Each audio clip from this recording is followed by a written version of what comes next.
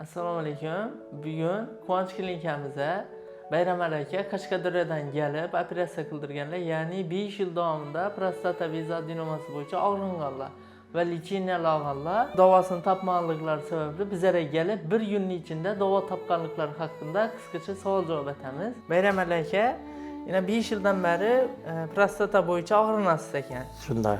Va beri keldingiz 1 kunning ichida operatsiya qilindi. Shunday. Og'riq bo'ldimi, og'riqsiz bo'ldimi? Og'riqsiz. Og'riq bo'lgan yo'q. Kesir operatsiya qilindimi yoki kesmasdanmi? Kesmasdan operatsiya qildi. Kesgan yo'q. Echingiz kesilmadi, lazer orqali. Lazer orqali operatsiya ko'rib o'tirdik kompyuterga o'zimizdan. Ko'rib o'zingiz operatsiya jarayonini ko'rib o'tdingiz. Ko'rib o'tirdik.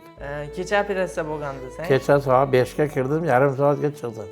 Yarim soat ichida davo topdingiz. Ha, reanimatsiyaga o'tdim, bir kecha o'rga yotib.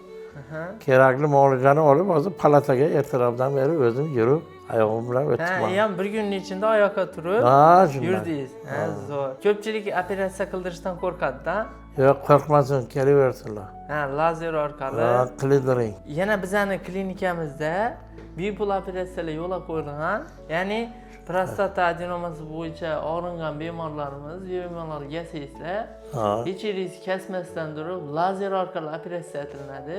Ya'ni pensioner yurtdoshlarimiz, barcha O'zbekiston bo'yicha pensioner yurtdoshlarimiz bizlarga kelsalar, biza besplatni echirini kesmasdan turib lazer orqali prostata bezi adenoması operatsiyasini qilib beramiz. Hech qanday to'lov qilinishi shart emas. Yana shu to'lovlar haqida aytsangiz, masalan, operatsiya pul so'raldimi sizdan? Yo'q.